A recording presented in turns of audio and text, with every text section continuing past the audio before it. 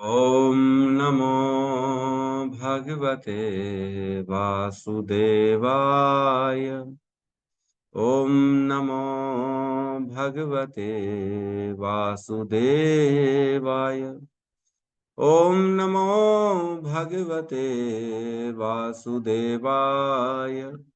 यः स्वानुभावम् अखिलं श्रुतिसारमेकम् आध्यात्मदीपम् अतितीर्षितां तमोऽन्धम् संसारिणां करुणयः पुराणगुह्यम् तं व्याससूनम् उपयामि गुरुमुनीनां।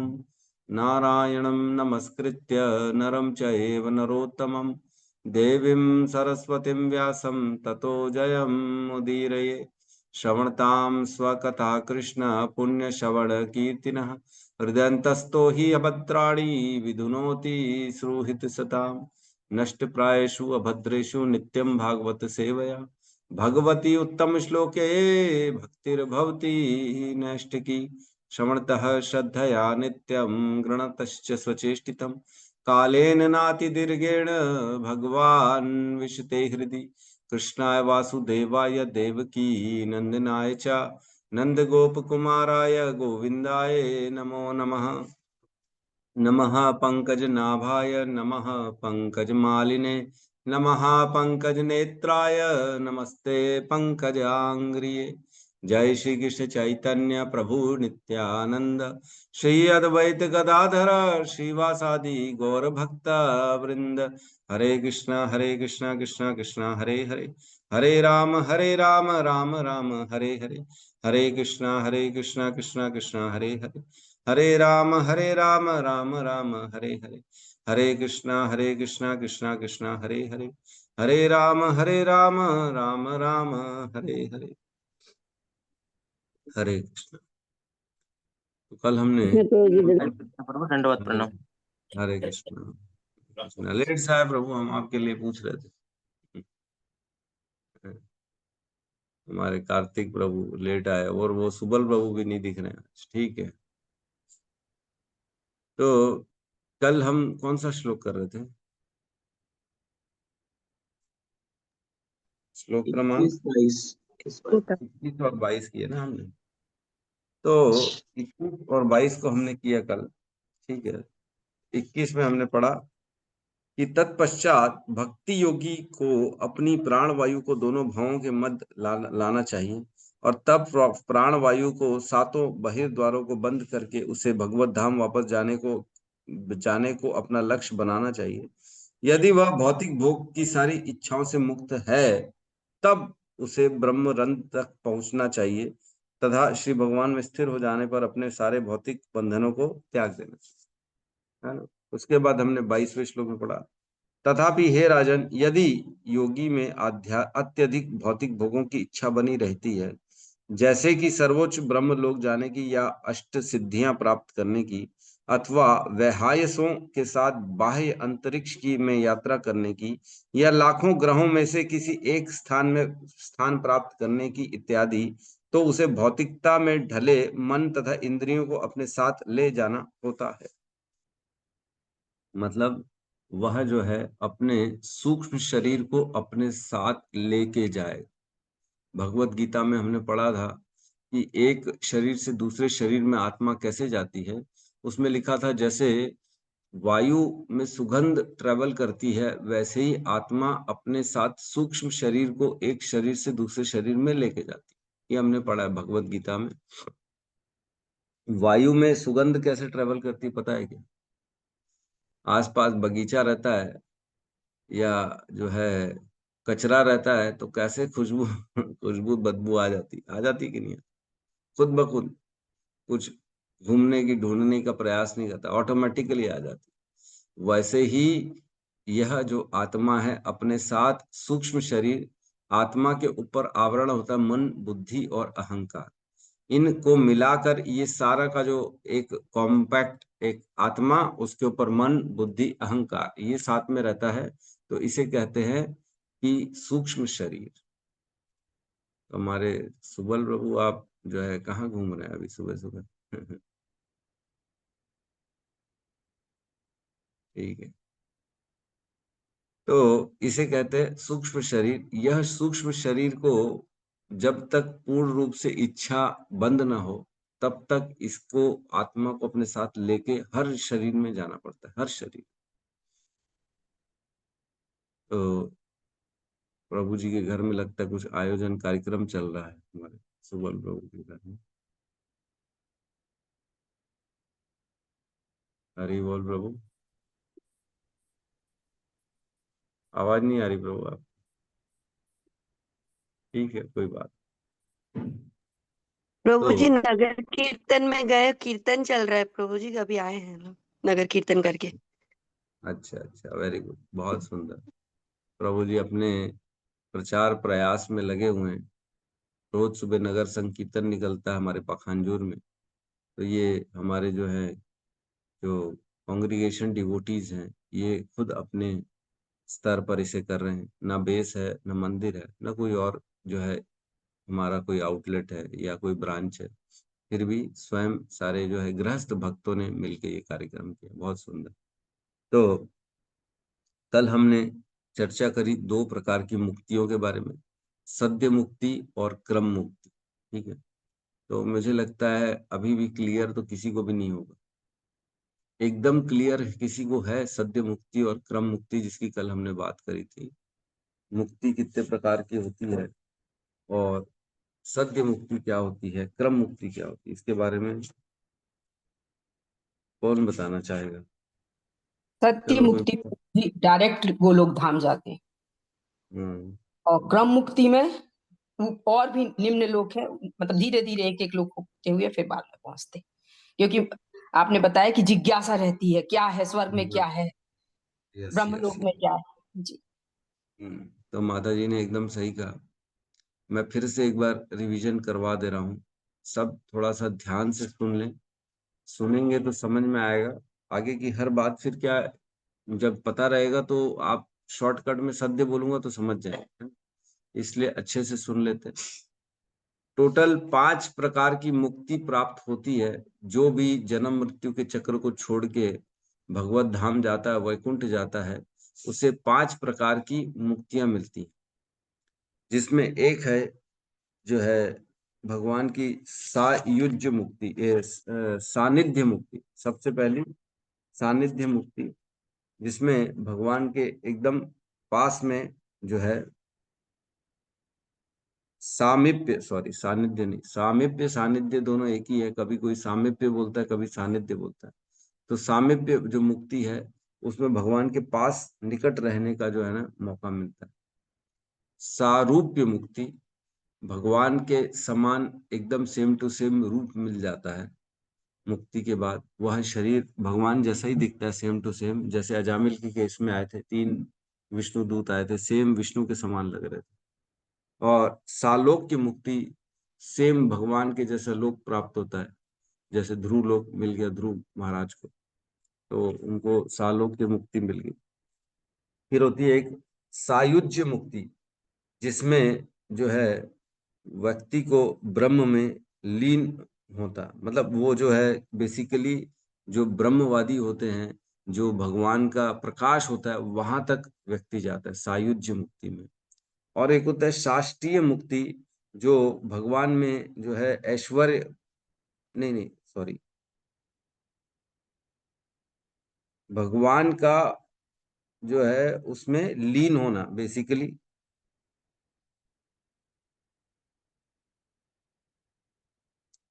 शास्त्रीय मुक्ति, भगवान का ऐश्वर्य मिलता है ना, शास्त्रीय, भगवान के जैसे ऐश्वर्य प्राप्त होते हैं। तो जो वैष्णव जन होते हैं, वो सायुज्य मुक्ति की कभी भी कामना नहीं करते हैं। वो कभी भी ब्रह्म में जो है, ब्रह्म में लीन या ब्रह्म तक पहुंचने की उनकी कोई आशा नहीं रहती है। तो वो इसको मुक्ति मानते ही नहीं। 5 प्रकार की मुक्ति हुई। अब मुक्ति प्राप्त जो होती है, द प्रोसेस, विधि क्या, मतलब किस जो है विधि से, प्रोसेस टू अटेन लिबरेशन, ये मुक्तियां प्राप्त होती कैसे, उसकी 2 प्रकार के पथ रास्ते बताए गए हैं। 2 प्रकार से व्यक्ति को मुक्तियां मिल सकती। एक होती है सद्य मुक्ति और एक होता है क्रम मुक्ति। मतलब ये दो तरह से, ये दो रास्ते हैं वह, ये 5 मुक्ति को प्राप्त करने के, है ना। तो दो रास्ते कौन कौन से हैं, जिस विधियों का हम जो है अनुगमन करके ये मुक्तियां प्राप्त कर सकते हैं, वो है सद्य मुक्ति और एक होती क्रम। तो सद्य मुक्ति से क्या कैसे मिलती है, डायरेक्ट जैसे शरीर छोड़ता है सीधा का सीधा वह भगवत धाम चले जाता है। और जो क्रम मुक्ति में वह शरीर छोड़ता है लेकिन उसको उच्च लोकों में जाने की जब अभिलाषा होती है, भक्ति तो कर रहा है लेकिन उसके अंदर में क्यूरियोसिटी है, एक जिज्ञासा है कि मैं देखूं तो सही ब्रह्म लोक में क्या है या स्वर्ग लोक में क्या है। तो जब ऐसी स्थिति होती है तो उसको ऊपर लोकों में भेज दिया जाता है। फिर वो ऊपर लोक में जो उसकी जिज्ञासा होती है उस लोक में जाता है, वहां पे रहता है, देखता है। फिर उसके बाद जब शरीर छोड़ता है तब अगली बार उसको फिर भगवत धाम प्राप्त होता है।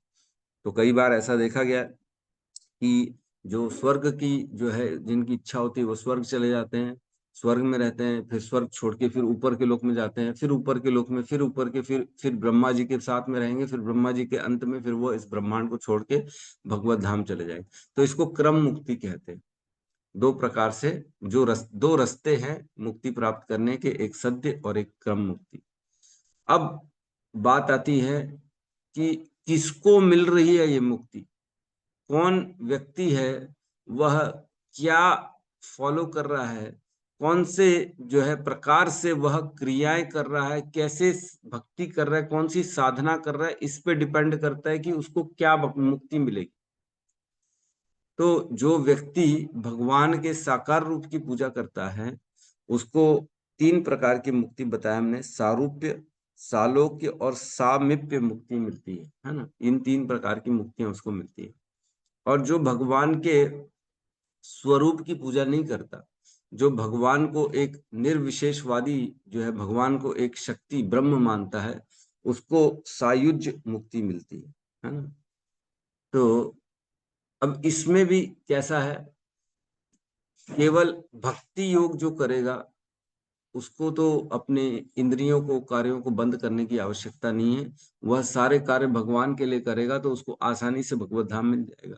लेकिन जो योगी जन है, जो ज्ञान के बल पे, ध्यान के बल पे वो चाहते हैं कि हम भगवान तक पहुंच जाएं, तो उनको अपने आप को अष्टांग योग वगैरह करना पड़ेगा, इंद्रियों को कंट्रोल करना पड़ेगा। और अपने जो है ना अलग अलग, जैसे हमने अष्टांग योग की 8 विधियां पढ़ी हुई है ना, यम नियम आसन प्राणायाम प्रत्याहार ध्यान धारणा ध्यान समाधि, इस प्रकार से 8 स्टेप से समाधि तक जाएगा। और समाधि में वह भगवान की पूर्ण रूप से जो है चिंतन में लगेगा और वो अन्य सारी इंद्रियों कार्यों को बंद कर देगा, अपने हृदय को, अपने आप को, इंद्रियों को कंट्रोल करेगा और धीरे धीरे प्राण वायु को ऊपर लाएगा और ब्रह्मरंध्र से अपने प्राणों को बाहर निकालेगा, तब उसको ये मुक्तियां मिलती। लेकिन अगर किसी के अंदर थोड़ी सी भी अभिलाषा रह गई कि मैं कुछ और भी देख लूं, तो वो क्रम मुक्ति में चला जाएगा। और अगर उसके अंदर कोई भी अभिलाषा नहीं रही तो वो डायरेक्ट भगवान के भगवत धाम को चला जाएगा। ठीक है। भगवत धाम जाने का मतलब है कि वैकुंठ आध्यात्मिक जगत में चला गया। आध्यात्मिक जगत में भी बहुत सारे धाम बने हुए हैं, वैकुंठ अनेक अनेक वैकुंठ है। हर भगवान जिसका भी हम स्मरण करते हैं, जिसका भी चिंतन करते हैं, उनका एक अपना शाश्वत लोक है वहां। जैसे वराह देव को मान लो, तो अगर कोई वराह देव की पूजा करता है, उनका स्मरण करता है, तो वो वराह लोक में जाएगा। प्रभु श्री राम की अगर कोई जो है चिंतन में करता है तो वह साकेत धाम को जाएगा। वो अगर कोई नरसिंह भगवान की पूजा करता है, उनकी आराधना करता है, वो नरसिंह धाम को जाएगा। अगर कोई भगवान श्री कृष्ण का श्याम सुंदर रूप का स्मरण चिंतन करता है तब वो गोलोक वृंदावन जाएगा। ठीक है।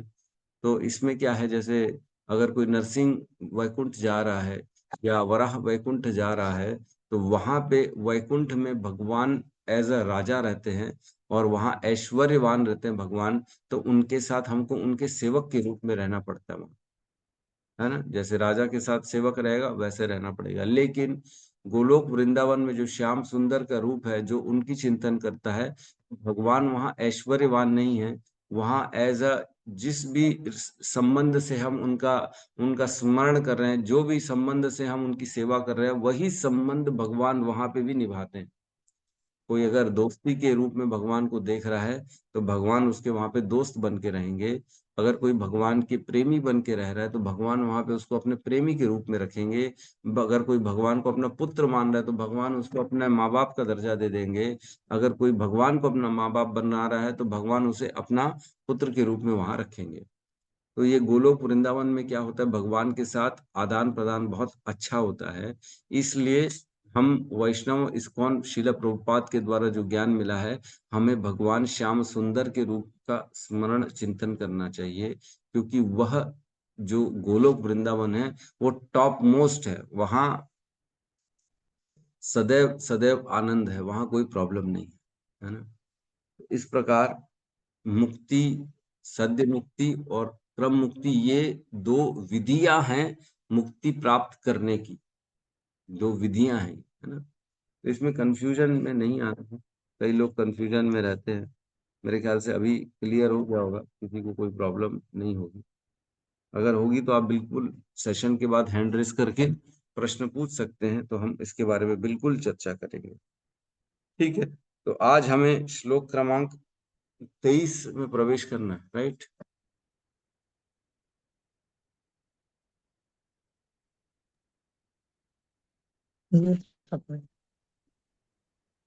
23 श्लोक नंबर में प्रवेश करना है, राइट।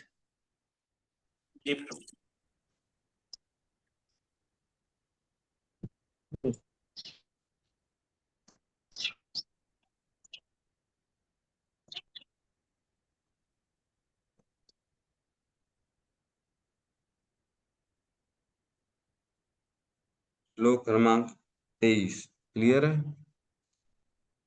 नहीं प्रभु जी, अभी ओपन नहीं हुआ है। ओपन नहीं हुआ है? नहीं, अरे मेरे राउंड राउंड घूम रहा है अभी। ऐसा है क्या?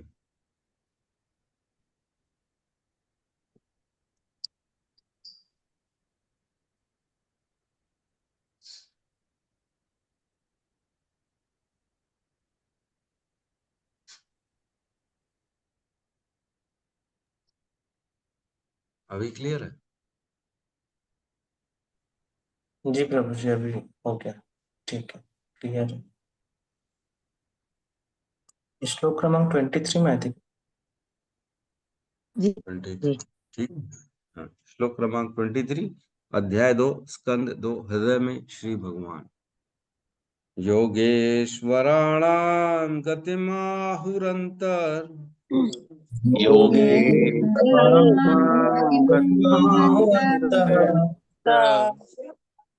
बहिर्स्त्रीलोक्याः पवनान्तरात्मनाम्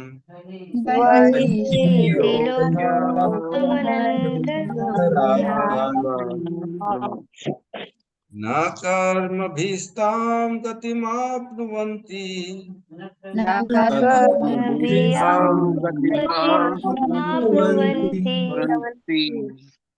विद्या तपोयोग समाधिभाजाम्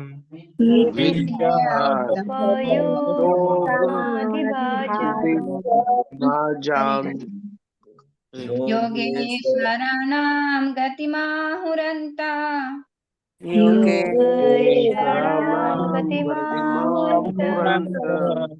बहिस्त्रीलोक्याः पवनान्तरात्मना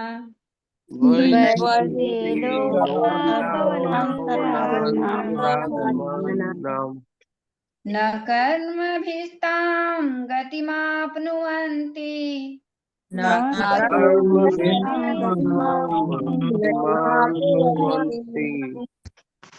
विद्या तपोयोग समाधिभाजाम्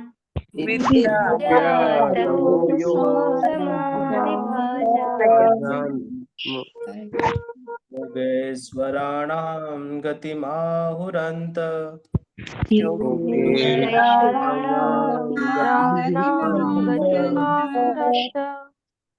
बहिस्त्रिलोक्या पवनान्त आत्मनाम्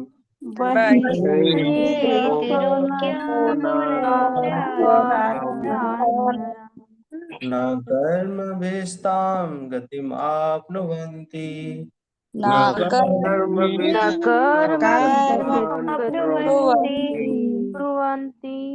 वित्ता तपो योग समाधिभाजाम्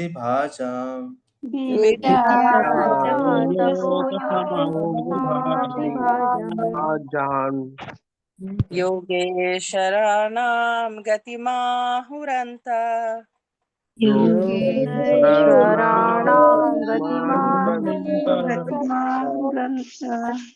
बहिः स्त्रीलोक्याः पवनान्तरात्मनाम्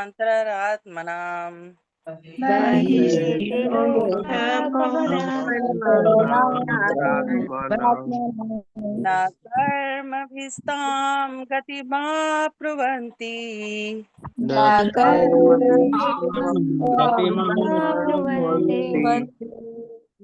विद्या तपो योग समाधिभाजाम्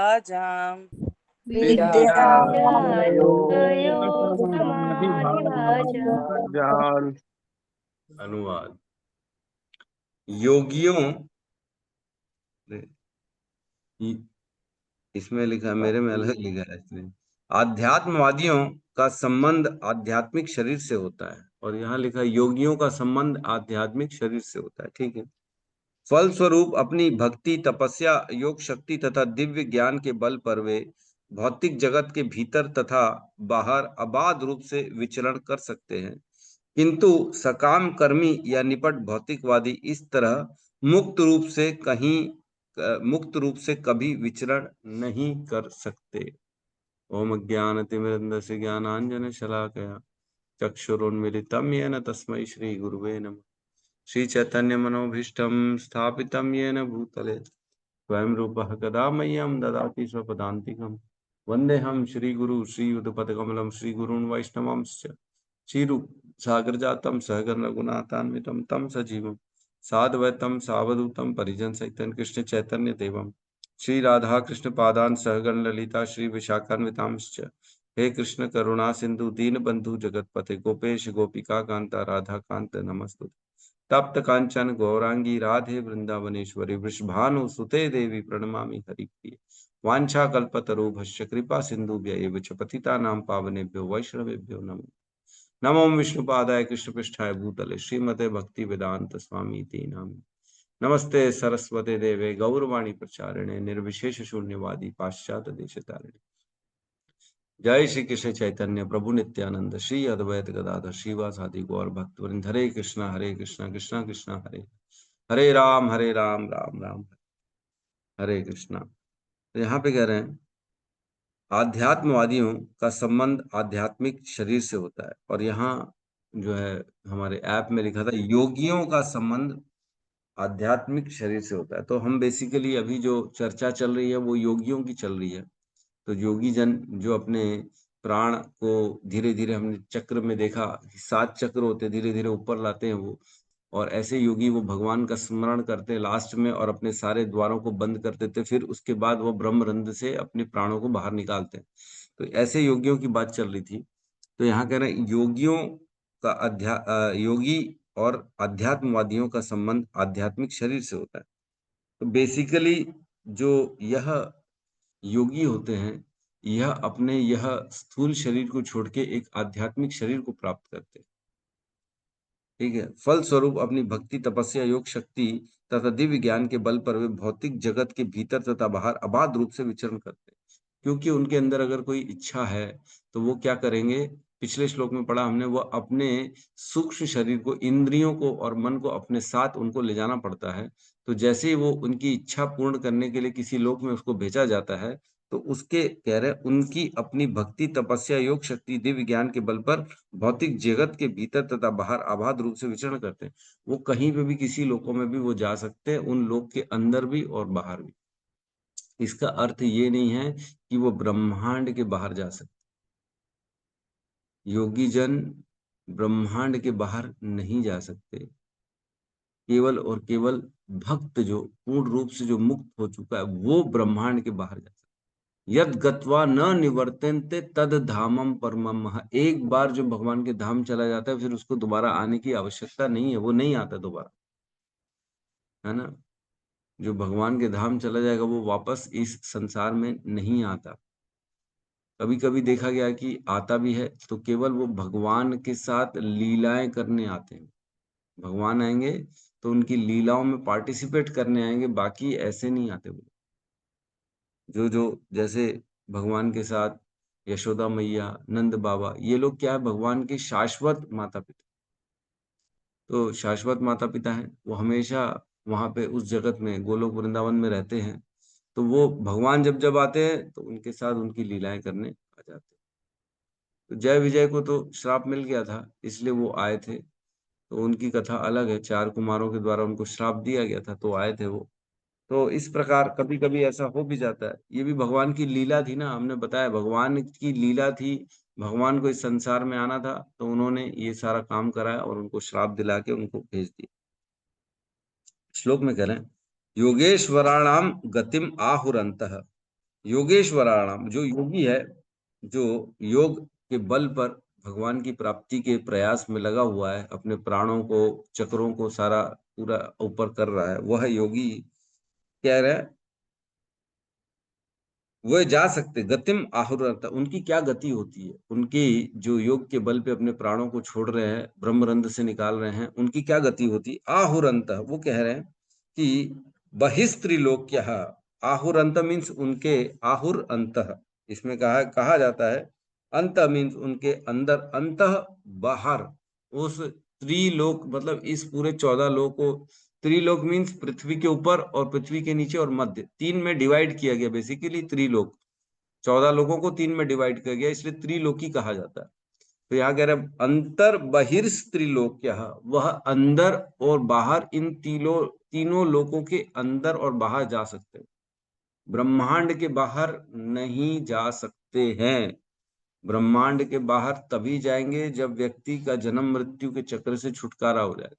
लेकिन इनका अभी तक ब्रह्म जन्म मृत्यु से छुटकारा नहीं हुआ, क्योंकि इनके अंदर एक दो भौतिक इच्छा रह गई थी ऊपर के लोगों को देखने की। तो ऊपर जाना पड़ेगा उनको, है ना। अंतर बहिर्स्त्रिलोक्य, और क्या करे, कैसे जाते, पवनांतरात्मनाम, उनको शरीर दिया जाता है पवन अंतर आत्मनः। वह जीव जो मतलब पवन अंतर आत्मनः मीन्स वह शरीर जो पवन वायु में जा सकता है, वायु में प्रवेश कर सकता है। इसमें क्या लिखा है, वायु के भीतर सूक्ष्म शरीर, पवन अंतर आत्मनः, वह शरीर जो वायु से भी सूक्ष्म हो। तो वायु से सूक्ष्म शरीर किसका है, भूत प्रेतों का भी है, भूत प्रेतों का भी है, देवताओं का भी है ना। दिव्य शरीर जैसे नारद जी का शरीर है, वो भी वायु से सूक्ष्म है, कहीं भी आ जा सकते। लेकिन इनके बारे में जो योगियों को शरीर मिलता है वह भूत प्रेतों की बात नहीं चल रही। उनको तो थोड़ा सा बेटर देवताओं का सा जो है शरीर मिलता होगा, क्योंकि वो उच्च लोकों को जा रहे हैं, नीचे नहीं जा रहे। उन्होंने भगवान की भक्ति करी है, बल से, शक्ति से, अपने योग के बल से उन्होंने अपने प्राणों को छोड़ा है। तो उनको ऊपर की गतियों भेजना, इसलिए उनको ऐसा शरीर दिया जाता है जो हवा से भी सूक्ष्म। हमारे आसपास अनेक अनेक प्रेत घूम रहे हैं एट प्रेजेंट, अभी इसी समय। आपने सुना था कि नहीं, जब गोकर्ण महाराज आए थे तब उन्होंने अपने भाई धुंधुकारी को देखा था। वह उसने बताया था कि मैं प्रेत का शरीर मेरे को मिल गया, मुझे बचाओ इस शरीर से, इस शरीर में बहुत परेशान हूं मैं, मेरे को बहुत तकलीफ हो रही है, प्यास लग रही है, भूख लग रही है, लेकिन मैं कुछ कर नहीं पा रहा हूं, मैं जल रहा हूं इस शरीर में। वह शरीर जो होता है प्रेत का, भूतों का, उसमें व्यक्ति को बहुत ज्यादा प्रताड़ना मिलती है। जो भी आत्महत्या करता है उसको प्रेत और भूतों का शरीर प्राप्त हो जाता है और उसमें अत्यधिक प्रताड़ना मिलती है। अगर कोई ये सोचता है ना कि मैंने आत्महत्या कर ली तो मेरे को इस जीवन में जो दुख है वो एंड हो जाएंगे, अब दुख नहीं मिलेंगे मेरे को जीवन में, तो वो बहुत बड़ी गलत फहमी में है। उसको शायद ये मालूम नहीं है कि जैसे ही वो ये शरीर छोड़ेगा तो जितने दुख यहाँ है उससे लाखों करोड़ों गुना अधिक दुख उसको मिलना चालू हो जाएंगे प्रेत योनि में। क्योंकि जितनी आयु निर्धारित की जाती है उतनी आयु तो उसको इस पृथ्वी में रहना ही पड़ेगा। अगर किसी ने अपना शरीर अपनी मर्जी से जल्दी छोड़ दिया, आत्महत्या कर ली, तो जितनी जल्दी उसने शरीर छोड़ा उतने वर्षों तक उसको प्रेत की योनि में रहना पड़ेगा। और प्रेत योनिया का भोजन क्या होता है मालूम है आप लोगों को? क्या खाते हैं वो लोग पस, मज्जा, किसी की थूक, ये सब खा सकते और कुछ नहीं खा सकते। वमन, उल्टी किसी ने कर दी तो वो खा सकते। ये गंदगी उनको खानी पड़ती।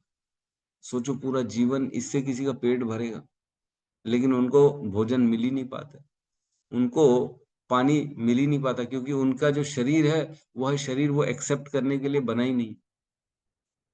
वह शरीर में सूरज की जैसी अगर आती है ना किरणें, तो शरीर में ऐसा आग लग जाती है जैसे, है ना, 10,000 डिग्री सेंटीग्रेड की टेम्परेचर बढ़ जाता है उनका, क्योंकि उनका शरीर ये स्थूल शरीर नहीं है ना।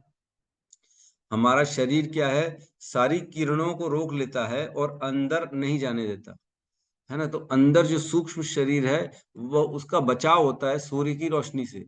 वह सूर्य की रोशनी से डायरेक्ट उसका कोई कनेक्शन नहीं होता।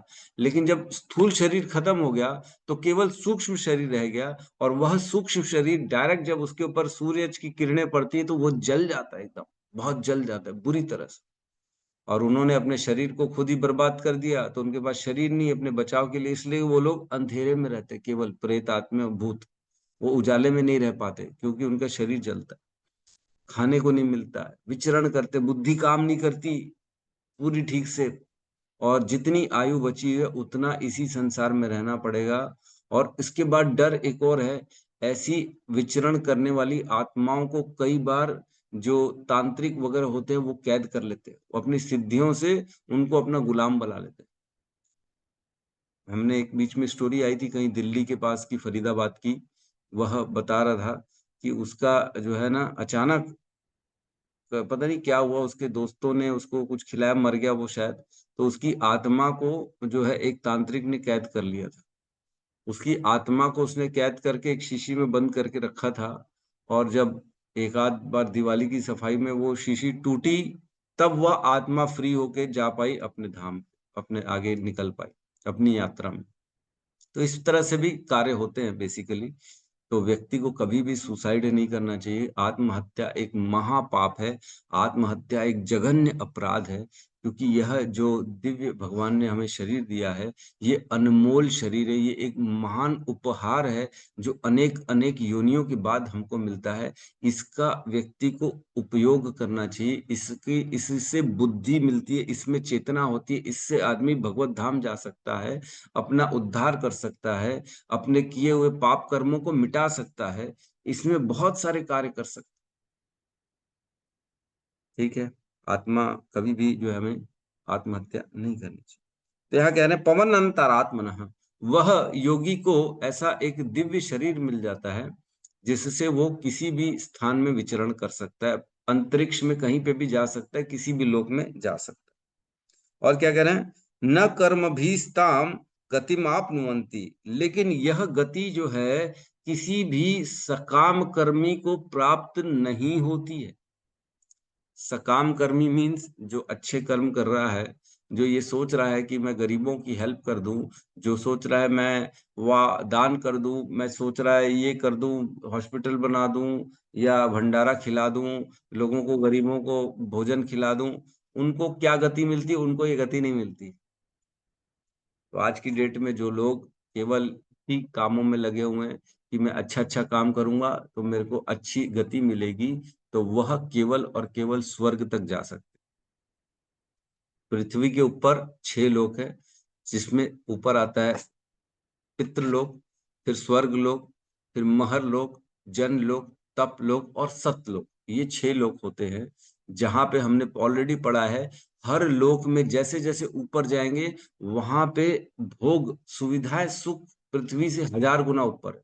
जैसे स्वर्ग में पहुंच गए तो पृथ्वी से 1000 गुना अत्यधिक वहां पे सुख है। फिर स्वर्ग लोक के ऊपर महर लोक चले गए, तो महर लोक में स्वर्ग लोक की तुलना में 1000 गुना अधिक सुख और प्रसन्नता है। फिर महर लोक से ऊपर जन लोक में चले गए, तो वहां पे महर लोक से 1000 गुना अधिक जो है वहां पे सुख ऐश्वर्य है। फिर उसके ऊपर चले गए, तो इस प्रकार धीरे धीरे जैसे जैसे हम जाएंगे ऊपर ऊपर जाएंगे, वहां पे 1000 गुना अधिक अधिक अधिक सुख मिलता चला जाता है। तो जो व्यक्ति केवल सोच रहे मैं भंडारा खिला दूं या गरीबों को खिला दूं या अच्छे काम कर लूं, शुभ कार्य कर लूं, तो वह अपने सकाम कर्मों से केवल और केवल, इसके तात्पर्य में श्रील प्रभुपाद ने लिखा है कि मैक्सिमम वो जा सकता तो जन लोक तक जा सकता है, उससे ऊपर नहीं जा सकता। जन लोक भी जाना वैसे बहुत मुश्किल है, स्वर्ग लोक तक जाया जाता है बेसिकली। स्वर्ग के ऊपर महर लोक, फिर जन लोक, ये 2 लोक में भी जा सकता है, लेकिन वो बड़ी कठिनाई से जाएगा। जब बहुत ज्यादा उसने अच्छे अच्छे काम करेंगे तब हो सकता है उसको चला जाए। लेकिन जनरली जो हमारे एट प्रेजेंट समय चल रहा है, उसमें स्वर्ग में मिल जाए तो बहुत बड़ी बात, वो भी नहीं मिलने वाला, क्योंकि व्यक्ति इतने अच्छे कार्य कर ही नहीं पा रहे। तो जो दान दे रहे हैं, जो सोच रहे हैं कि मैं अच्छा अच्छा कर रहा हूं, तो वो ये मान लें कि केवल उनको अगर मनुष्य योनि मिल जाए दोबारा तो वही बड़ी बात है, स्वर्ग तो बहुत दूर की बात है। तो या करें न कर्म भीस्ताम गतिम आपनुवंति, उनको कर्म, जो सकाम कर्मी है उनको जो है ये गति प्राप्त नहीं होती। जो योगियों को गति मिल रही है, क्योंकि वो तो ब्रह्मलोक तक जा रहे हैं, उनको कोई रोक नहीं पा रहा। और क्या करें, विद्या तपो योग समाधि भाजा, क्योंकि विद्या मीन्स यहाँ पे भक्ति कहा गया है, वह योगी के अंदर भक्ति भी है, वह योगी तपस्या कर रहा है, वह योग साधना कर रहा है योग शक्ति के बल से, और समाधि मीन्स ज्ञान के बल से वह भाजाम, वह अपने इस शरीर में रहते रहते ये सारे कार्य कर रहा है। मीन्स भाजाम मीन्स वह इसका पात्र है। पात्र मीन्स जिस पानी में, ग्लास में पानी होता है तो ग्लास को क्या कहते हैं, पात्र। कटोरी में सब्जी होती तो कटोरी को क्या कहते हैं, पात्र। प्लेट में रोटी होती तो प्लेट को क्या कहते हैं, पात्र। पात्र मीन्स वह जो जिसके अंदर वह है, पात्रता है तो वो मिलेगा, नहीं तो नहीं मिलेगा। तो यहाँ वह योगी के अंदर पात्रता है बेसिकली। वह योगी ने ये सारा चीजें भक्ति करी है, उन्होंने तपस्या करी है, उन्होंने योग शक्ति करी है, उन्होंने, उनके पास ज्ञान है, इसलिए उन्होंने यह स्थिति प्राप्त कर पाए। तो क्या ये स्थिति केवल योगियों को मिलती है? तो नहीं नहीं भक्तों को तो केवल नाम मात्र लेने से सभी प्रकार के तपस्या, दान, यज्ञ इत्यादि कर्मों का फल यूं ही मिल जाता है, ऐसे ही बिना कोई श्रम किए।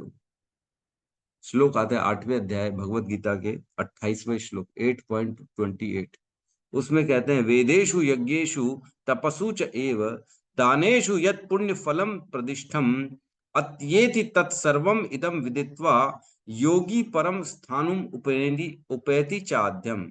जो व्यक्ति भक्ति मार्ग स्वीकार करता है वह वेद अध्ययन, तपस्या, दान, दार्शनिक तथा सकाम कर्म करने से प्राप्त होने वाले फलों से वंचित नहीं होता। वह मात्र भक्ति संपन्न करके इन समस्त फलों की प्राप्ति करता है और अंत में परम नित्य धाम को प्राप्त होता है। जो भक्ति कर रहा है, जो भगवान का नाम जप कर रहा है, उनको ये फल तो ऐसे ही मिल जाए फ्री में, जरूरत ही नहीं उसको। जो नाम जप कर रहा है उसको ये नहीं मालूम है कि वो कितना बड़ा कार्य कर रहा है। क्या कहते हैं चैतन्य चरितामृत में, कहते हैं कोटि अश्वमेध एक कृष्ण नाम सम, जय कहे से पाषंडी दंडे तारे हम।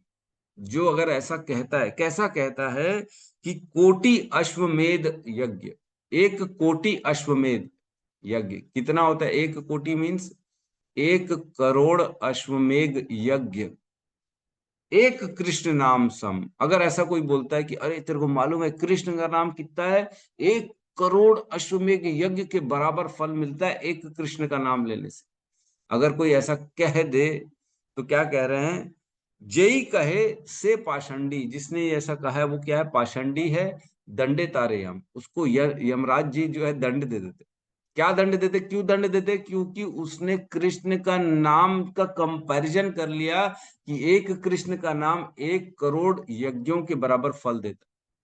अरे नहीं प्रभु, इतना नहीं देता, वो तो इसके अनगिनत, उसके फलों को गिना ही नहीं जा सकता, इतना फल दे देता है।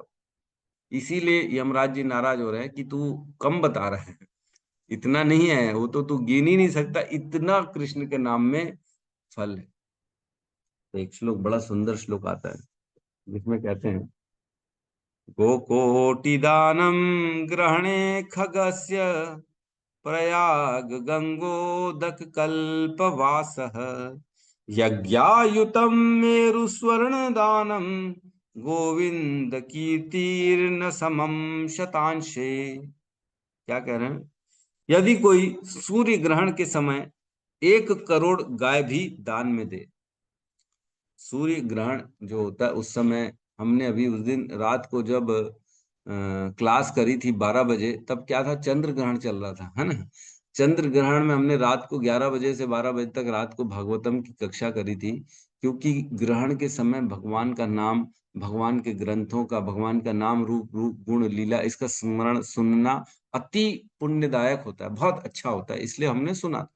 तो यहाँ क्या करे? यदि कोई सूर्य ग्रहण के समय 1 करोड़ गाय भी दान दे दे, है ना। और क्या करें? यदि वह गंगा यमुना के संगम में करोड़ों वर्ष तक निवास करे, 1 करोड़ों वर्ष तक वहां निवास करे, गंगा यमुना के संगम में, और वहां जाके स्नान करे, है ना। या यज्ञ में ब्राह्मणों को स्वर्ण का पर्वत दान दे दे। क्या दे दे? यज्ञ में करोड़ों, यज्ञ में ब्राह्मणों को स्वर्ण का पर्वत, 1 पर्वत स्वर्ण का अगर कोई दान में दे। हमारे पास तो खुद जेब भरने के लिए नहीं है, इतना महंगा सोना हो गया, तो 1 पर्वत कहाँ से देंगे? तो क्या कह रहे हैं? तो भी वह हरे कृष्ण के कीर्तन से प्राप्त होने वाले लाभ का 100 अंश, 100 अंश मीन्स 1/100 हिस्सा, 100 अंश भी अर्जित नहीं कर सकता। अगर कोई इतना कर रहा है गो कोटि दानम, अब मैं दोबारा पढ़, गो कोटि दानम ग्रहणे खगस्य, है ना। गो कोटि 1 करोड़ गायों का दान, ग्रहणे खगस्य, जब सूर्य ग्रहण हो तब करे। प्रयाग गंगो दक कल्प वास, अगर प्रयागराज जो इलाहाबाद में है, इलाहाबाद तो नहीं अब नाम है, प्रयागराज ही नाम है, प्रयागराज में अगर गंगा यमुना के संगम में कोई कल्पवास, 1 करोड़ तक, 1 करोड़ दिनों तक वहां पे वास करे और वहां पे स्नान करे। यज्ञायुतम मेरु स्वर्ण दानम, और यज्ञ युताम मीन्स जो ब्राह्मण यज्ञ कर रहे हैं उनको स्वर्ण दान करे, मेरु के पर्वत के समान, पर्वत भी नहीं, मेरु पर्वत के समान अगर दान करे उतना स्वर्ण, तो क्या कहना है? गोविंद कीर्तिर न समम शतैंश, तो भी ये सब मिला के गोविंद के कीर्तन का 1/100 हिस्सा भी नहीं होता, इतना भगवान के नाम का महत्व। यह श्लोक जो है ये बेसिकली मैंने निकाला है चैतन्य चरितामृत के आदि लीला के 3.79 नंबर श्लोक के परपट से। ये बेसिकली भगवत गीता और भागवतम का श्लोक नहीं है, यह हमारे किसी आचार्य ने लिखा है ना?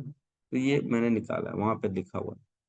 और एक बृहद विष्णु पुराण का एक श्लोक आता है, उसमें कहते हैं, नामनो ही यावती शक्ति पाप निर्हरणे हरे तावत कर्तुम न शक्नोति पातकम पातकी नरः। क्या कह रहे हैं उसमें? जितना पाप काटने की शक्ति एक नाम में है, उतना पाप विश्व के जीव मिलकर भी नहीं कर सकते। जितना पाप एक कृष्ण का नाम को काटने में, एक बार क्या लिया हमने सबने मिलके, क्या बोलो? कृष्णा, सभी को क्या बोलो? कृष्ण। तो क्या हुआ? अब हमने इतना इतना ज्यादा इसकी महिमा है कि पूरे संसार के जीव मिलकर भी पाप कर ले, उतना पाप भी जो है ना, एक कृष्ण नाम से पूरा, उससे भी ज्यादा अत्यधिक जो है वो, इतनी शक्ति नहीं है, जितने जीव पाप कर ले उतनी शक्ति भगवान के एक नाम। कृष्ण के एक। तो कृष्ण का नाम जो है वह बहुत अत्यधिक फलदायक, अत्यधिक, जिसकी कोई कोई समानता भी नहीं कर सकता। तो इसमें प्रभु श्री राम में कहा गया है कि प्रभु श्री राम के बारे में बाल कांड में आता है, उसमें कहते हैं, कहाँ कहाँ लगी नाम बढ़ाई, राम न संकही नाम गुण गाई। है ना, उसमें कहते हैं मैं नाम की महिमा की कितनी बढ़ाई करूं, स्वयं श्री राम भी इस नाम की महिमा को नहीं कह सकते। स्वयं श्री राम अपने नाम की महिमा को नहीं कह सकते जितना प्रभु श्री राम के नाम में शक्ति है। बहुत सुंदर श्लोक है। कहाँ कहाँ लगी नाम बढ़ाई, राम उन संकही नाम गुण गाई। मैं नाम की क्या गुण गाऊं, स्वयं प्रभु श्री राम अपने नामों की महिमा नहीं बता सकते, इतनी महिमा है प्रभु श्री राम के नाम। तो भगवान के नाम की महिमा का कोई कोई कोई लिमिट ही नहीं है। एक श्लोक आता है रूप गोस्वामी के द्वारा नाम अष्टक में, उसमें कहते हैं, यद ब्रह्म साक्षात कृति निष्ठयापि विनाशयापि आयाति विना न भोगे, अपयति नाम स्फुरणेन तत्ते प्रारब्ध कर्मेति विरौति वेद। क्या कह रहे हैं इसमें? वेद यह घोषणा करते हैं कि यद्यपि निर्विशेष ब्रह्म पर ध्यान करने से पूर्व जन्म के कर्मों से मुक्ति मिल सकती है, परंतु हे पवित्र नाम, आप एक ही बार स्फुरित होने से सभी प्रारब्ध कर्म नष्ट हो जाते। जिसके अंदर भगवान के नाम का जो है स्फुरित हो गया, किसी ने हृदय से भगवान का नाम ले लिया ना, तो उसके सारे कर्मों को नष्ट कर दिया जाता है। सारे सारे सारे मतलब सारे, कोई कर्म उसके पास नहीं बचता जिसने कृष्ण का नाम ले लिया। हरे कृष्णा कृष्णा कृष्णा हरे हरे, हरे राम राम राम। एक बार बोल लिया तो बस उद्धार ही हो गया, है कि नहीं? हमने देखा अजामिल अजामिल को स्वयं को जो है रोक दिया गया। सोचो, जो शरीर से जिसको बांध के निकाल दिया गया था, आधा निकला हुआ था शरीर से, जिसको यमराज के दूतों ने निकाल दिया था, जब उसने नारायण बोल दिया तो उसकी रक्षा हो गई। उसी समय रक्षा हो गई, उसी समय विष्णु दूत पहुंच गया, नहीं नहीं काटो, ये इसने नाम ले लिया भगवान का। अयम ही कृत निर्वेशो, अयम ही कृत निर्वेशो जन्म कोटि अहंसाम अपि, यद व्याजुहार यद याजुवारा विवशो नाम स्वस्तम अयनम हरे।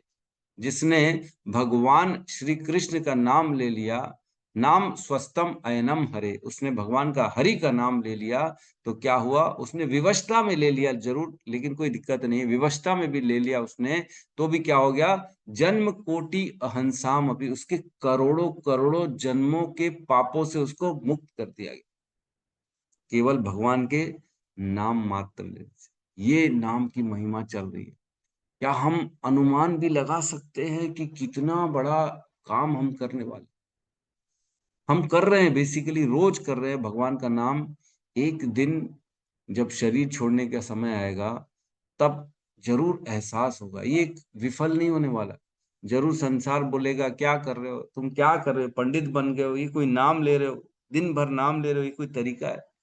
16 माला कर रहे हो, अरे दिन भर कौन ले रहा है? 16 माला तो 2 घंटे 2.5 घंटे में हो जाती, कोई दिन भर ले रहा है, तो भी संसार क्या कहते हैं, पागल हो गए हो तुम, पूरा दिन भगवान का नाम ले रहे हो।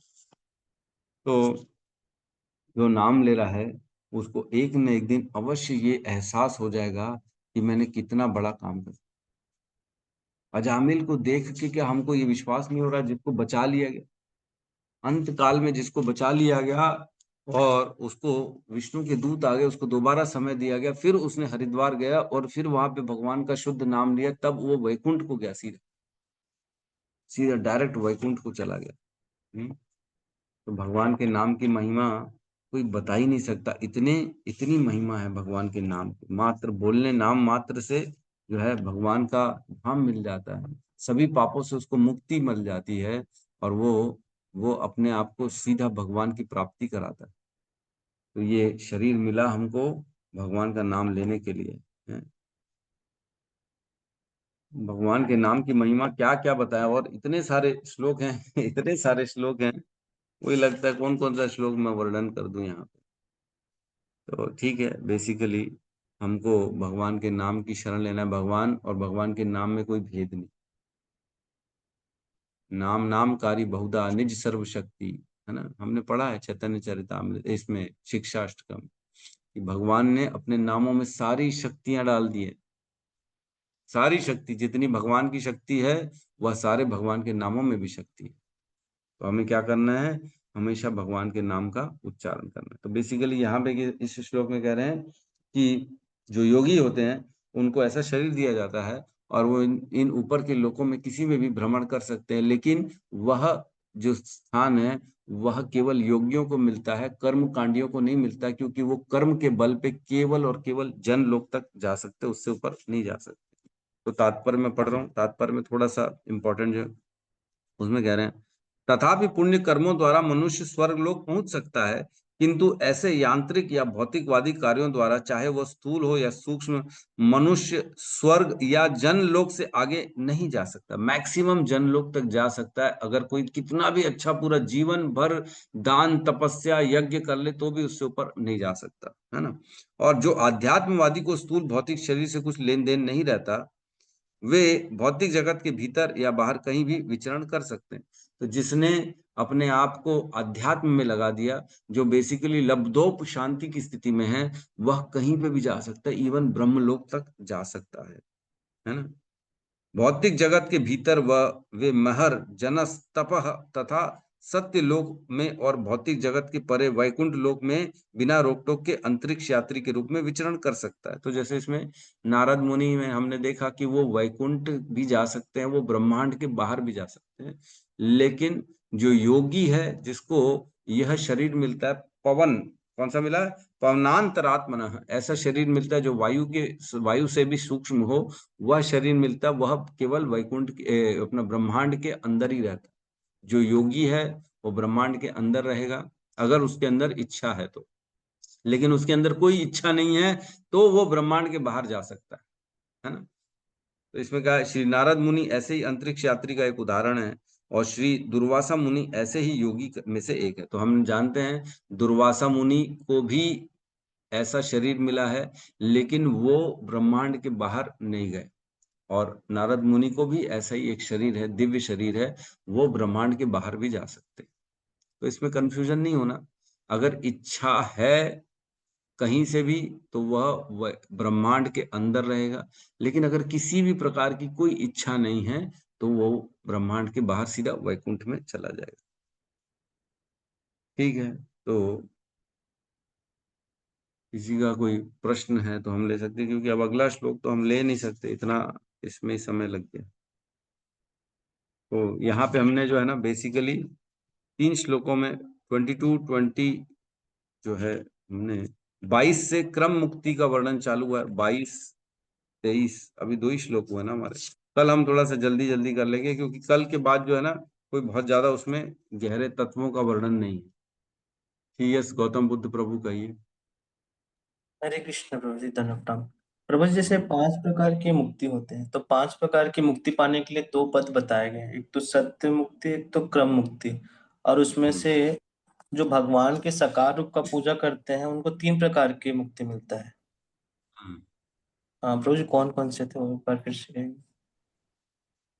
सायुज्य नहीं, सॉरी, सालोक्य मुक्ति, सामीप्य मुक्ति, है ना, और सारूप्य मुक्ति। और इसके बाद प्रभु जी आपने क्या एक और बताए थे कि जो भगवान के साकार रूप को नहीं पूजते, फिर वो एक प्रकार की मुक्ति का सायुज्य मुक्ति, वो भगवान के ब्रह्म तक पहुंचना है।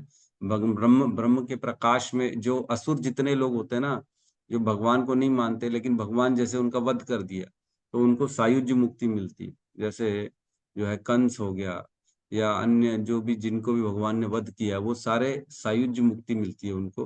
वो भगवान के धाम वैकुंठ के प्रकाश तक बस पहुंच पाते हैं। हमने कल चर्चा करी थी, जैसे मॉल के बाहर खड़ा रहेगा, मॉल को देख पाएगा लेकिन मॉल के अंदर नहीं जा सकता, वैसी सायुज्य मुक्ति होती है भगवान के प्रकाश, जैसे जो ब्रह्म की भी जो पूजा करते निर्विशेषवादी जो होते हैं वो भी यही मुक्ति प्राप्त करते, सायुज्य मुक्ति। जी, धन्यवाद प्रभु जी। ठीक है। यस, हमारी माधुरी लीला माता जी थे। हरे कृष्णा प्रभु जी, दंडवत प्रणाम। हाँ प्रभु माधुरी। जी, जो आपने बताया कि अगर हरि नाम हम लेते हैं, भगवान का नाम लेते हैं, तो उससे हमें इतना पुण्य मिल रहा है कि वो हमें पता भी नहीं चल रहा है। तो जब ये पुण्य मिलता है तो फिर ऐसा क्यों होता है कि जब आखिरी समय में जब हम प्राण त्यागते हैं, उस समय अगर हम कोई भी चीज जो भी स्मरण में आता है, जो भी चीज के लिए सोचते हैं, तो फिर हम उसी योनि में चले जाते हैं। तो देखो उस ऐसा समय है। फिर ये पुण्य मतलब उस समय ये पुण्य फिर काम नहीं आता है क्या? नहीं नहीं, ऐसा ऐसा नहीं, ऐसा नहीं है। ये तो शाश्वत है ना, ये तो हमेशा के लिए जो भगवान के भक्ति का पुण्य है ना, ये कभी अक्षय पुण्य होता है, ये कभी खत्म नहीं होता। ये भक्ति तो हर जीवन में थोड़ी थोड़ी थोड़ी करके हम कंटिन्यू करे जा रहे हैं। आज जितनी करेंगे अगले जीवन में इससे आगे बढ़ेंगे, पीछे नहीं रहेंगे, कभी खत्म नहीं होगी। अगर पूर्ण हो गई इसी जीवन में तो इसी जीवन में फिर भगवत धाम चले जाएंगे। लेकिन सपोज करो कोई योगी है जिसने अत्यधिक भक्ति कर ली, या आप ही हैं आपने भक्ति कर ली, 90% आपकी भक्ति हो गई, अब 10% ही छूट बची है, अब आपसे नहीं हो पाया, आपका शरीर छूटने का समय आ गया और 90% भक्ति होगी आपकी, तो क्या होगा? फिर अगला जीवन आपको ऐसे शरीर में दिया जाएगा जहां आप और भक्ति कर सको अपनी, है ना। वह 10% जो शेष भक्ति है, वह भक्ति करने के लिए प्रकृति ऐसी व्यवस्था करेगी, आपको ऐसा घर मिलेगा, ऐसा जन्म मिलेगा, ऐसी जगह, भगवत धाम सपोज करो वृंदावन में ही अगला जन्म मिल जाएगा। अब भक्ति करनी बस 10% है, इसी जीवन में निपटाना है। तो इस प्रकार से व्यवस्थाएं करी जाती हैं। लेकिन सपोज करो 90% तो होगी भक्ति, लेकिन कोई वैष्णव अपराध हो गया, है ना, सपोज करो, हम अलग अलग केस स्टडी करें। केस 1, कोई अपराध नहीं हुआ, 90% भक्ति हो गई, शरीर छूट गया, अगला जन्म वृंदावन में मिल गया, अब निश्चित है अब शरीर छूटेगा तो वैकुंठ जाना। लेकिन 90% भक्ति हो गई, अब वैष्णव अपराध हो गया। वैष्णव अपराध हो गया तो क्या हुआ? वो भक्ति आच्छादित हो गई, अब वो कवर्ड हो गई, अब आप उसको यूज नहीं कर सकते। है आपके अकाउंट में बैलेंस है, लेकिन आपने उसका एटीएम का पासवर्ड भूल गए हैं, अब आप उस एटीएम से पैसा नहीं निकाल सकते। अकाउंट में है जरूर, लेकिन पैसा नहीं निकाल सकते।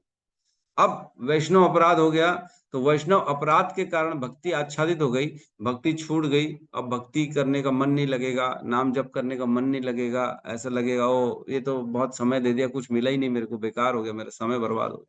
तो क्या आप भटक जाएंगे? फिर जब तक दोबारा स्वीकृति नहीं मिलेगी किसी वैष्णव की, तब तक वो एटीएम का पासवर्ड खुलेगा नहीं। जैसे ही किसी की स्वीकृति मिल गई अगले जीवन में, सपोज करो किसी वैष्णव की स्वीकृति मिल गई, आपने सेवा कर दी, उसने बड़ा प्रसन्न होकर आपको आशीर्वाद हृदय से दे दिया, तो आपकी वो आच्छादित जो कवर्डनेस थी, वो एटीएम का ब्लॉक हो गया था, वो खुल गया एटीएम, और तुरंत आप भक्ति में लग जाओगे और 10% जो बचेगी वो कर लोगे। तो इस प्रकार से डिपेंड करता है अब आपने क्या किया। लेकिन जो व्यक्ति अपना जीवन भर भगवान के भक्ति में, भगवान के नामों में देता है, हमने पढ़ा है ऑलरेडी श्रीमद् भागवतम के 1.18.4 नंबर श्लोक में, 1.18.4 में हम ऑलरेडी पढ़ चुके हैं। जो पूरा जीवन भगवान की कथाओं को सुनने में लगाता है, जो भक्ति करता है, पूरा जीवन साधना भक्ति में लगा रहता है, उसको अंत काल में ये चिंता नहीं रहती कि मैं क्या विचार करूं। उसके अंत काल में भगवान स्वयं उसको आते हैं और अपना स्मरण करा देते, है ना। नो उत्तम श्लोक वार्ता नाम जुष्टाम तत्कथामृतम स्यात् संभ्रमो अंत कालो अपि स्मरताम तद पदाम्बुजम। भगवान कहते हैं जिसने अपना जीवन जो है मुझे अपना दे दिया, जो मेरी कथाओं को सुनने में पूरा जीवन लगा दिया, उसके अंत काल में उसको कोई भ्रम नहीं होता, किसी भी प्रकार का कोई डाउट नहीं होता। उसको स्वयं मैं उसकी रक्षा करता हूँ और अपने चरणों का स्मरण करा देता हूँ उसको, तो वो क्या करते हैं? फिर मेरे पास ही आ जाते हैं। तो जो जीवन भर भक्ति कर रहा है, साधना कर रहा है, उसको टेंशन लेने की आवश्यकता नहीं।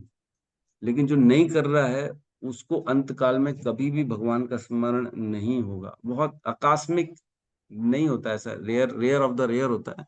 उसको भी क्यों होता है? क्योंकि उसकी कुछ स्वीकृतियां हुई हो, इसीलिए उसको हो जाता है। ठीक और है माता प्रभु जी, भक्ति में जैसे भक्ति के इतने सारे प्रकार है, उसमें श्रेय मतलब श्रेष्ठ कौन सा होता है? जैसे कि जैसे बहुत ज्ञान के द्वारा भक्ति लेते हैं कि बुक पढ़ते हैं और शास्त्र पढ़ते हैं, वो सब एक एक वो भक्ति, उसके थ्रू भक्ति करते हैं। और बहुत कोई भगवान का अर्च विग्रह का सेवा करके, या फिर जो भाव में रह के भक्ति करते हैं, या उनकी कथाएं सुनते हैं। तो मतलब इन सब में श्रेष्ठ कौन सा होता है? देखो, जो श्रील प्रभुपाद ने बताया है वो सबसे श्रेष्ठ है। हमें भगवान की साकार रूप में श्याम सुंदर की भक्ति करनी है, साधना भक्ति करनी। साधना भक्ति से प्रेमा भक्ति तक जो जर्नी है, स्टार्ट साधना से करनी है, एक एक करके स्टेप आगे बढ़ के प्रेमा भक्ति तक पहुंच, है ना। साधना भक्ति करेंगे तो धीरे धीरे एक दिन प्रेम तक पहुंच ही जाएंगे, है ना। तो कैसे होगा? श्रद्धा, सबसे पहले श्रद्धा रखनी है। अपना नाम जप कर रहे हैं, उसमें श्रद्धा रखेंगे तो धीरे धीरे धीरे देखेंगे जो है भगवान के जो है भक्तों वैष्णवों के साथ संग होगा हमारा, है ना। साधु संग मिलेगा धीरे धीरे। फिर जैसे जैसे साधु संग होगा तो कथाएं सुनने को मिलेंगी, भजन क्रिया चालू हो जाएगी। दिन रात कथाएं सुन रहे हैं, नाम सुन रहे हैं, भजन सुन रहे हैं, कीर्तन सुन रहे हैं, एक एक बढ़िया भागवतम का चैप्टर सुनने को मिल रहा है, भगवत गीता सुन रहे हैं, समझ में आते जा रहा है, ज्ञान बढ़ता जा रहा है, दिन ब दिन ज्ञान आ रहा है, वैराग्य आ रहा है, सब चीजें आ रही हैं, भगवान को तत्व से समझ में आ रहा है, भगवान को धीरे धीरे हम समझने की कोशिश कर रहे हैं। सूर्य को देख रहे हैं तो भगवान है, प्रकृति को देख रहे हैं तो भगवान है। ये धीरे धीरे क्या हो रहा है? बदलाव आ रहा है। भजन क्रिया कर रहे हैं, बदलाव आता जा रहा है। अपने चिंतन, अपने सोचने की दृष्टि पूरी तरह से बदल गई है। अब दुख में दुखी नहीं होते हैं, सुख में सुखी नहीं होते हैं। हर चीज में ये मालूम पड़ जाता है कि तो भगवान की कृपा से, काल के कारण हो रहा है जीवन में, इसमें क्यों अपना समय व्यर्थ करना, अपने को भगवान का नाम जप करना है।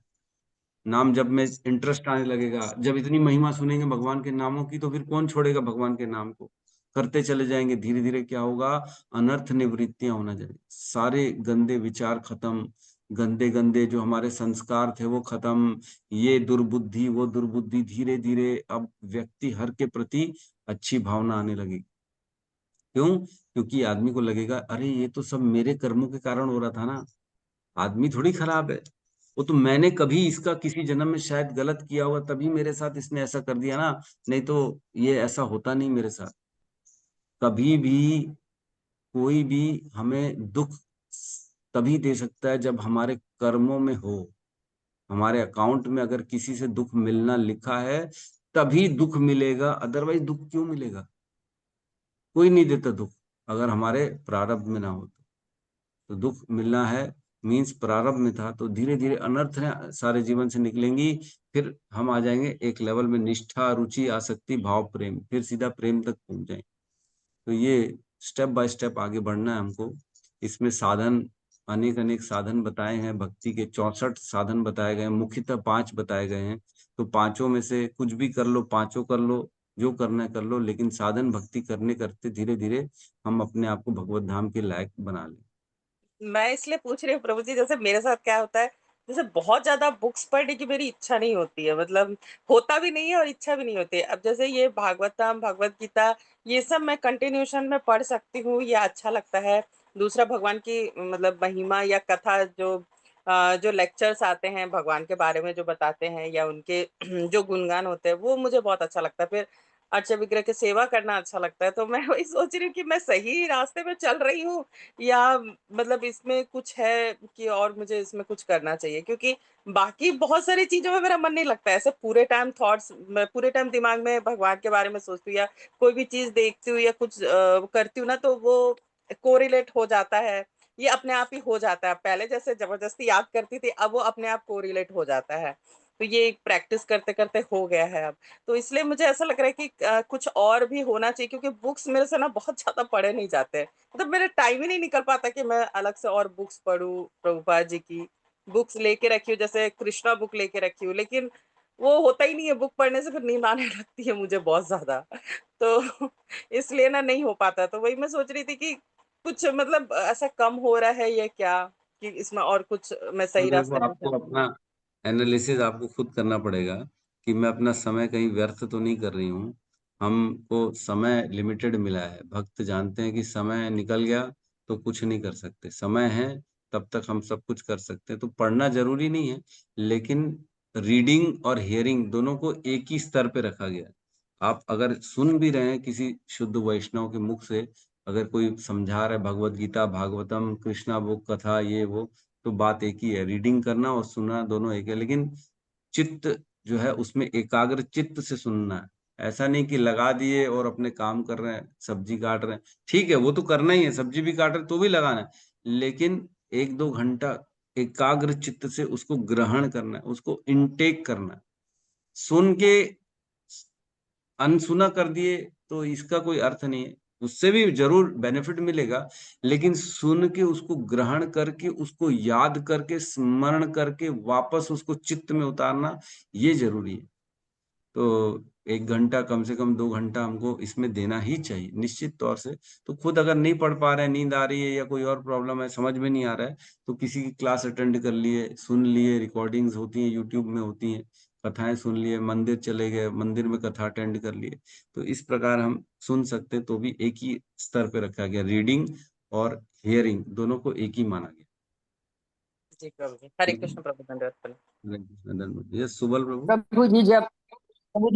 प्रभु जी जब इतना सरल मार्ग चैतन्य महाप्रभु ने और हमारे शील प्रभुपाद जी ने हमें बताया, तो क्यों हम फिर जिद करके दूसरे मार्ग की तरफ बढ़ते? क्यों नहीं हरे नाम संकीर्तन और कृष्ण के? इतना सरल मार्ग है, इतना सरल मार्ग है। और आप बिल्कुल सही कह रही माता जी, यही तो। अब देखो, श्रवण करने से तो समझ में आएगा कि कौन सा सरल मार्ग है। श्रवण जब तक नहीं करेंगे तब तक तो मालूम नहीं था लोगों को कितना सरल मार्ग है। इतनी जब नाम की महिमा बताएंगे तब तो समझ में आएगा कि भाई आखिर महिमा है, करो इसको। डॉक्टर के पास गए, फिर भी प्रभु जी नहीं सुनना चाहता, आदमी नहीं सुनना चाहता, क्यों? नहीं सुन, क्योंकि उसका समय नहीं आया, उसके अंदर अनर्थ बहुत सारे भरे पड़े हुए, पाप भरे पड़े हुए, अभी भगवान उसको एक्सेप्ट नहीं कर रहे, भगवान उसको अपना नाम देना ही नहीं चाहते। तो ऐसा व्यक्ति नाम लेगा ही नहीं। अब मैं कितनी बार ऐसे लोग होते हैं जिनको हरे कृष्णा बोलता हूँ फोन में, तो वो फोन में हरे कृष्णा जवाब तक नहीं देते, उनके मुख से भगवान का नाम निकलता ही नहीं। क्यों नहीं निकल रहा है? क्योंकि अभी अनर्थ पाप बहुत सारे भरे पड़े हुए हैं, उनका समय नहीं आया, भगवान चाहते ही नहीं है उनको अपने पास लाने। अभी नहीं आएगा तो समय लगेगा उनको। क्यों तो नहीं प्रभु व्यक्ति, चाहते? क्यों नहीं प्रभु चाहते? प्रभु परम पिता है, क्यों नहीं चाहते? क्योंकि भगवान किसी की भी इच्छा में हस्तक्षेप नहीं करते। भगवान हमारी जो इंडिपेंडेंस दी गई है उसको कभी भी प्रभावित नहीं करते। भगवान चाहते हैं कि मैं वेट कर रहा हूं, तेरे को जो करना है, मजे करने हैं तो मजे कर, मैं वेट कर। तो किसी की मजे करने की इच्छा है तो भगवान बोलते हैं इसको मजे करने दो, इसको मेरा नाम मत दो, क्योंकि इसके जीवन में प्रबल इच्छा है कि वो भोगे, तो वो भोगता रहता है। भगवान कभी भी हस्तक्षेप नहीं करते। ये सुबल प्रभु। हरे कृष्ण प्रभु जी, दंडवत प्रणाम। हरे कृष्ण प्रभु, दंडवत प्रणाम। प्रणाम। दोनों आज एक ही यस, जगह है। बोलिए प्रभु जी। प्रभु जी गुरुदेव डबल का डबल एक आवाज आ रही है आपकी। एक एक मोबाइल से बोलिए ना, दोनों को ऑन मत करिए। हाँ, बोलिए आप। गुरुदेव का ना एक संदेश था, तो कार्तिक प्रभु बोलना चाहेंगे। हाँ बोलिए प्रभु जी, बोलिए। प्रभु जी उस दिन ना हम लोग गुरु जी के साथ 1 घंटा बैठे थे, तो हम लोग के मन में भी बहुत क्वेश्चन था और गुरु जी से भी पूछ लिए।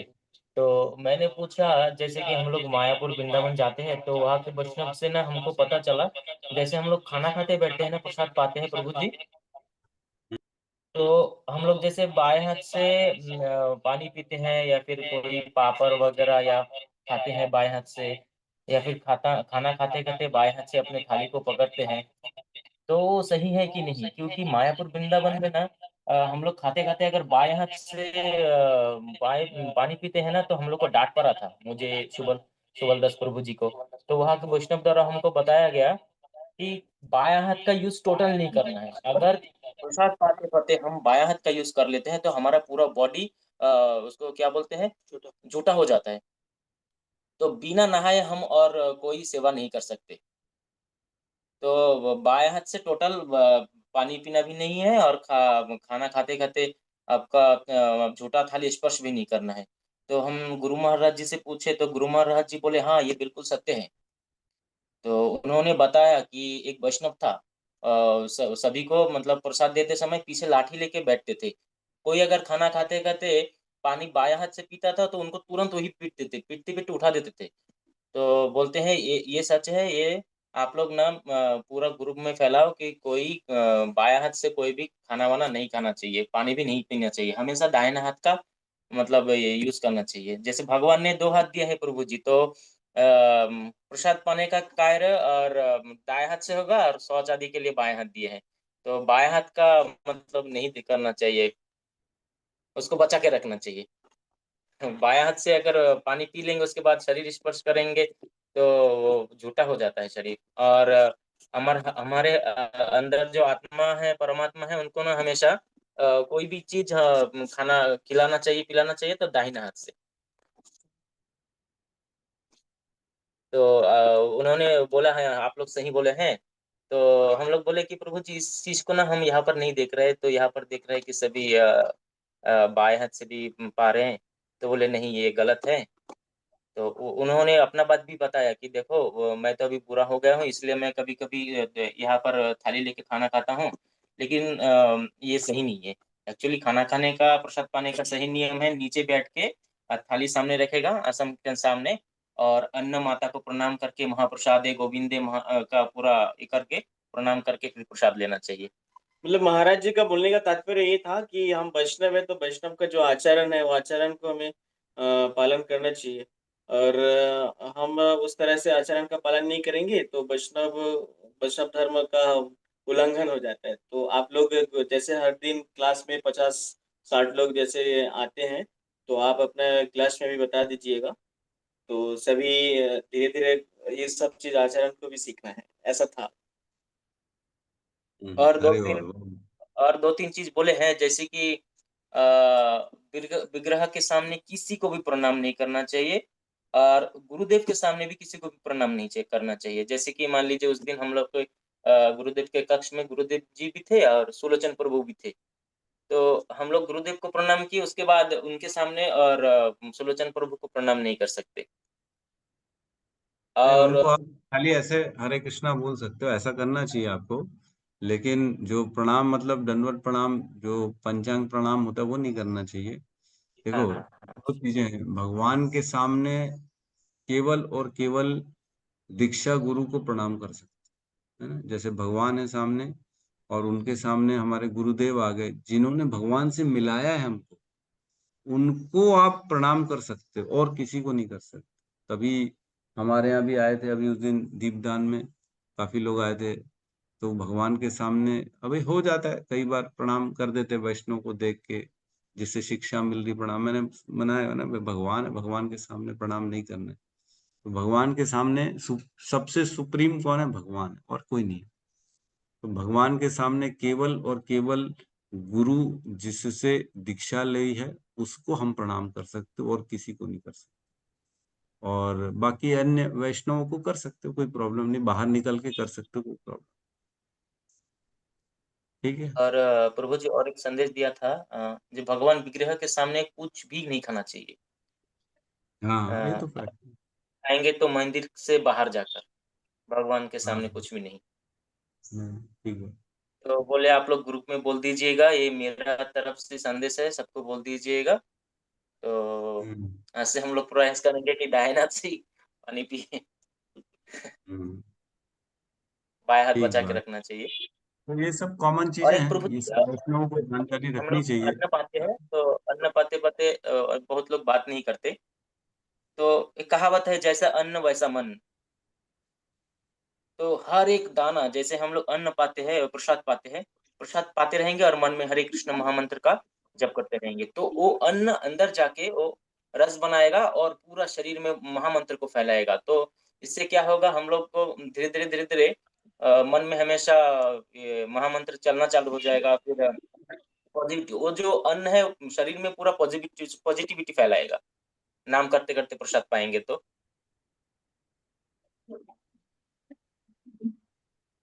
ठीक है। तो 4-5 बातें था जो गुरु जी ने बताया हम लोग को।